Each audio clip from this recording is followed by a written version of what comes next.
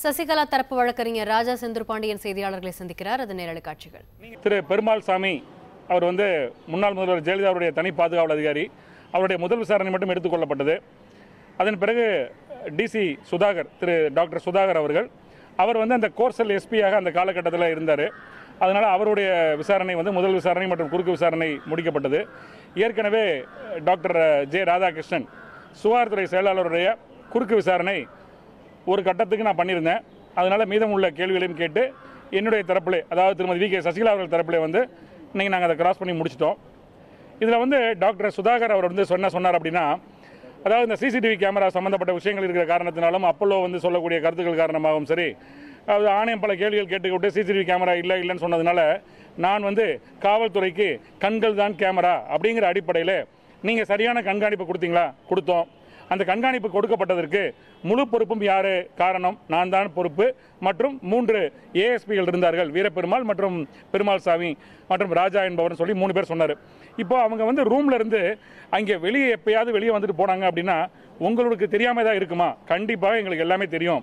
எப்பெல்லாம் வெளியே வராங்களோ அதெல்லாம் தெரிந்து கொண்டு ரூட் சார்ட் போடப்பட்டு எந்த வார்டுக்கு போகிறாங்க, எந்த டெஸ்ட்டுக்கு போகிறாங்கன்ற விஷயங்களை நாங்கள் உடனிருந்து பாதுகாத்து அந்த விஷயத்தை ஐஜி சத்தியமூர்த்தி அவரும் சொல்லுவேன்னு அவர் சொல்லியிருக்கார். ஏற்கனவே ஐஜி சத்தியமூர்த்தி அவர்கள் சாட்சியம் அளிக்கும் போது எனக்கு இந்த மாதிரி இந்த மூமெண்ட்ஸ் எல்லாத்தையுமே சொல்லுவாங்க அப்படின்னா, அதாவது 2வது தளத்தில் இருக்கிற எம்டிசிசி வார்டிலிருந்து வேறு ஏதாவது இடத்துக்கு போனாங்கன்னா எங்களுக்கு தெரிஞ்சு தான் போகும், எங்கள் அதிகாரிங்க கூடவே போவாங்க அப்படிங்கிறத அவர் சாட்சியமாக அவர் அளித்தார். இது தவிர நான் கேள்வி கேட்டேன், இந்த மாதிரி அங்கே இருந்தவங்களுக்கெல்லாம் உணவு கொடுத்தாங்களா, அது உங்களுக்கு தெரியுமான்னு எனக்கு தெரியாது. அங்கே வேலை பார்த்த காவல்துறையில் அதிகாரிகளுக்கெல்லாம் பணம் ஏதாவது சாப்பாடு கொடுத்தாங்க? பணம் இல்லை, சாப்பாடு கொடுத்தாங்களான்னு கேட்டால் எனக்கு அது தெரியாது அப்படின்னாரு.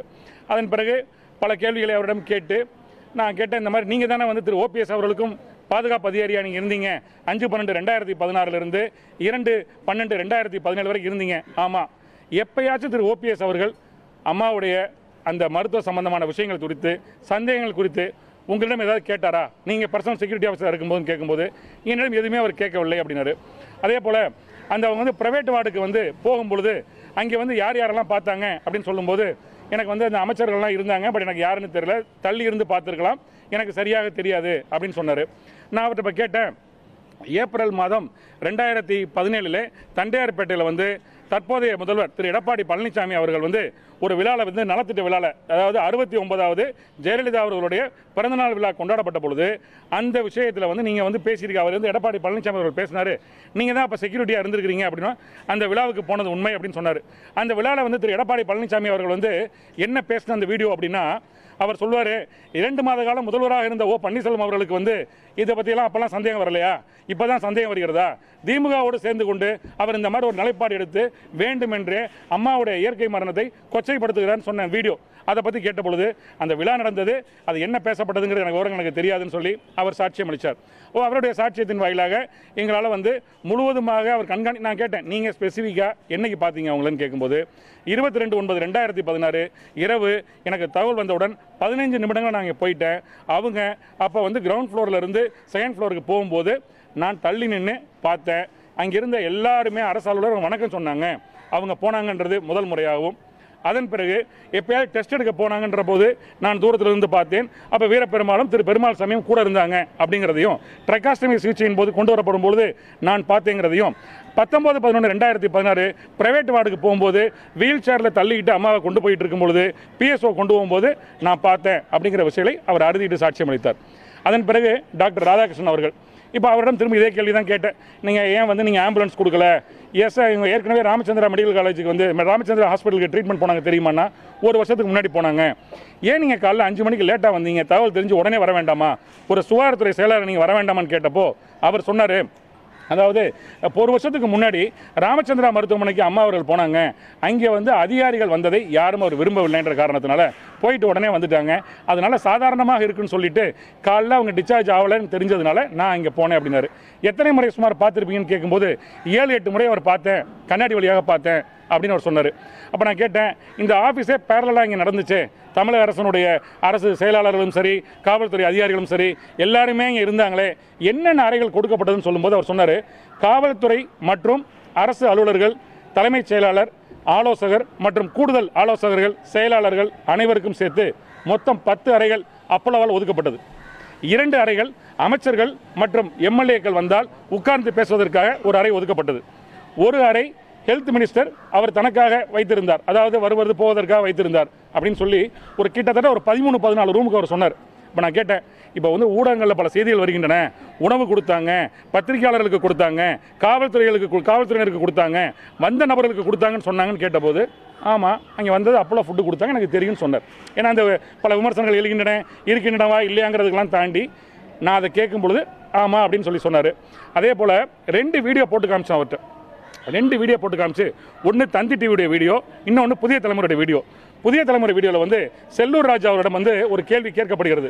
அதாவது செப்டம்பர் மாதம் 25ஆம் தேதி 2017, அதாவது நான் சொல்கிறது வந்து திரு ஓபிஎஸ் அவர்கள் வந்து துணை முதல்வராக பதவியேற்ற பிறகு திரு திண்டுக்கல் சீனிவாசன் அவர்களும் அப்புறம் வீரமணி அவர் வந்து வணிகவரித்துறை அமைச்சர் அவர்களும் நாங்கள்லாம் போய் சொன்னோம், அம்மாவை பார்க்கவே இல்லைன்னு சொல்கிறாங்களே, நீங்கள் என்ன சொல்கிறீங்கன்னு கேட்கும் பொழுது அந்த செய்தியாளரிடம் அவர் சொல்கிறார், நான் உட்பட அமைச்சர் அனைவரும் பார்த்தோம் அப்படிங்கிற வீடியோ போட்டு காமிச்சப்போ இதை நானும் பார்த்தேன், எல்லா அமைச்சர்களும் பார்த்தாங்க.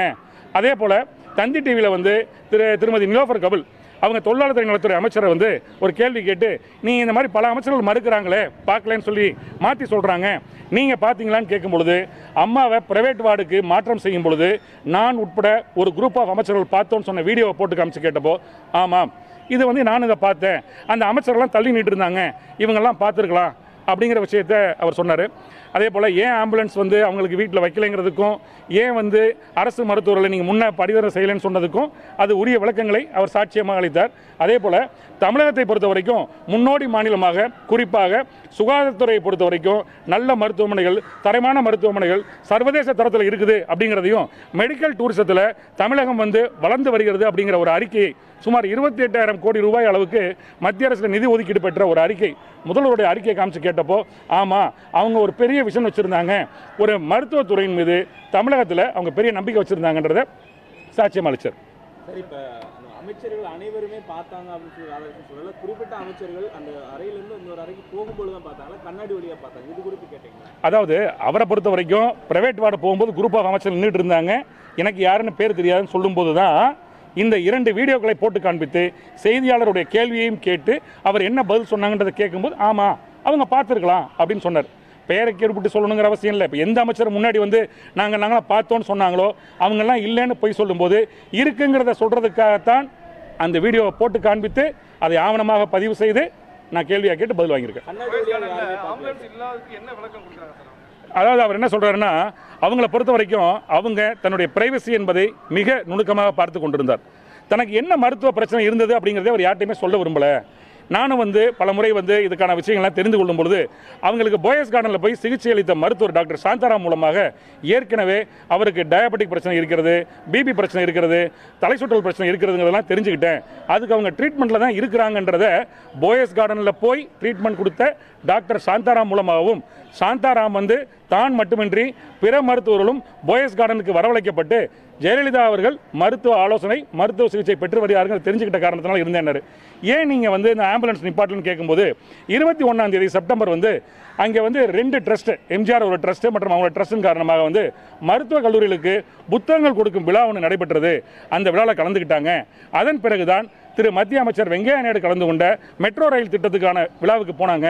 அதிலலாம் ஆக்டிவாக இருந்ததுனால எனக்கு தெரியலை, அவங்க உடலில் சரியில்லாமல் இருந்தாங்க, ஆனால் இவ்வளவுக்கு பிரச்சனைன்னு தெரியாது. அவங்கள பொறுத்த வரைக்கும் 4 நாள் அவங்க உடம்பு சரியில்லாமல் இருந்திருந்தாங்கன்னா நான் உறுதியாக நான் அரசு மருத்துவமனைக்கு சென்று அந்த ஒரு குழுவை அமைச்சிருப்பேன், வீட்டில் ஆம்புலன்ஸ் நிப்பாட்டியிருப்பேன். இது திடீரென்று ஏற்பட்டதுன்னு அவர் சொன்னார். பாலாஜி இது வந்து திருப்பூர் இடைத்தேர்தல் தொடர்பாக டாக்டர் பாலாஜி சைன் வாங்கிட்டு தம்பி பிரசனம் தொடர்பான கேள்வி எதுவுமே நம்ம எங்கள்கிட்ட விசாரிக்கிறோம். அது தொடர்பான விசாரணையை கொடுக்க சொன்னீங்க, ஏற்கனவே அது தொடர்பான விளக்கமாக இருந்தார், மறுப்பு தெரிவித்தார். இல்லை, இப்போ உங்களுக்கு இப்போ வந்து அது தொடர்பான சந்தேகம் யாருக்கு இருக்கிறதோ ஆணையம் அந்த கேள்வியை கேட்டிருந்தாங்கன்னா உறுதியாக அதை பற்றி நான் கேள்வி கேட்டிருக்கேன். ஆணையம் முதல் விசாரணையில் கேட்கவே இல்லை. ஆணையம் கேட்காத பொழுது குறுக்கு விசாரணை எப்போ வரும்? நம்மளா போய் எதுக்கு சொல்லணும்? ஆல்ரெடி ஆன் ரெக்கார்டு இருக்கிறது. டாக்டர் பாலாஜி நீங்கள் தான் நியமிச்சிங்களா? ஆமாம். டாக்டர் பாலாஜி எதுக்காக நியமிச்சிங்க? குறிப்பிட்ட பாலாஜியை அமைச்சர் செந்தூர் பாண்டியன் முன்னாள் அமைச்சர் இருக்கும் பொழுது அவருக்கான மருத்துவ சிகிச்சை அப்போலோவில் கொடுக்கப்பட்டது இவர் தான் போனார். முன்னாள் கவர்னர்கள் பலருக்கு வந்து இவர் தான் லைசனிங் வேலை பண்ணி வந்தார். அதன் காரணமாக அவர் நியமிக்கப்பட்டார்னு அவர் சொல்கிறார். அப்படிங்கிறப்போ டாக்டர் பாலாஜி யார், அவருடைய ரோல் என்னங்கிறத நான் எஸ்டாப்ளிஷ் பண்ணிட்டேன்.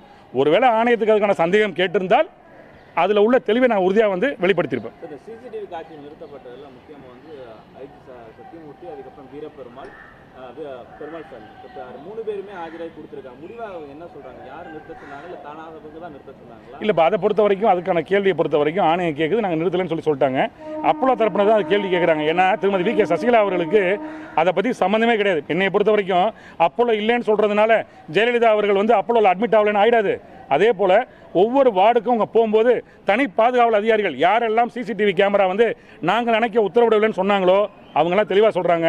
நாங்கள் இத்தனாம் தேதி இத்தனை மணிக்கு நாங்கள் எல்லாரும் அவங்களோட அம்மாவோட போனோம், ஸ்கேன் டெஸ்ட் எடுக்க போனோம், இந்த டெஸ்ட் எடுக்க போனோம், ப்ரைவேட் வார்டுக்கு போனோங்கிறத சொன்ன காரணத்தினால எங்களுக்கு அதுக்கான கேள்விகள் அவசியம் இல்லை. ஆனால் இன்றைக்கி டிசி சுதாகரிடம் வந்து அப்போலோ தரப்பில் ஒரு கேள்வி கேட்கப்பட்டது. அப்போலோவுடைய தலைமை பாதுகாப்பு அதிகாரி இளங்கோவன் அப்படிங்கிறவர் இருந்து உங்களுக்கு தெரியுமான்னு கேட்கும்போது தெரியும் அப்படின்னு சொன்னார். நீங்கள் ஏதாவது லெட்டர் கொடுத்து இதை சிசிடிவி பதிவை எடுத்து வைங்கன்னு நீங்கள் சொன்னீங்களா? சொல்லலை. நீங்கள் ஏதாவது வந்து இதை பத்திரப்படுத்தி வைங்கன்னு சொல்லி வலியுறுத்துனீங்களா? சொல்லலைன்னு அப்போலோ தரப்பில் கேட்டு பதில் சொல்லியிருக்காரு.